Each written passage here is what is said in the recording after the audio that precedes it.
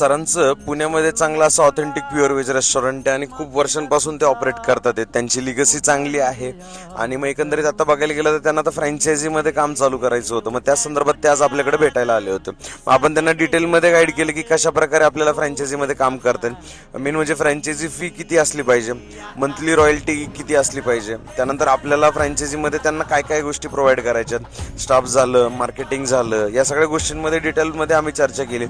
Franchises कोणत्या कोणत्या लोकेशनला उघडल्या गेल्या पाहिजे, तिथं पार्किंगची सोय कशी आहे, बँक्वेट त्याच्यात केला पाहिजे जेणेकरून सेल्सला आपल्याला सपोर्ट चांगला मिळेल, अजून वेगवेगळ्या गोष्टी कशा प्रकारे करता येईल, जे आपले काही सेल्सचे सिक्रेट आहेत आपण ते पण त्यांना शेअर केले की हे जर आपण सगळ्या फ्रँचायझींना यूज केले तर तो सेल ग्रोथ चांगला होईल. मग ते म्हणे की आपण फ्रँचायझीमध्ये एकत्रच काम करू जेणेकरून सोपं पडेल. मग त्या पद्धतीमध्ये आपण पण त्यांना डिटेलमध्ये गाईड केलं की आपण फ्रँचायझीमध्ये कशा प्रकारे काम करतो, त्यांची इन्व्हॉल्वमेंट काय असते, आपली इन्व्हॉल्वमेंट काय असते आणि मग त्याच्यामध्ये कशा प्रकारे आपण एक चांगला ब्रँड वेगवेगळ्या लोकांपर्यंत पोहोचवू शकतो आणि कशा प्रकारे चांगल्या चांगल्या टेस्ट ज्या आहेत आपण नवीन घडवू शकतो.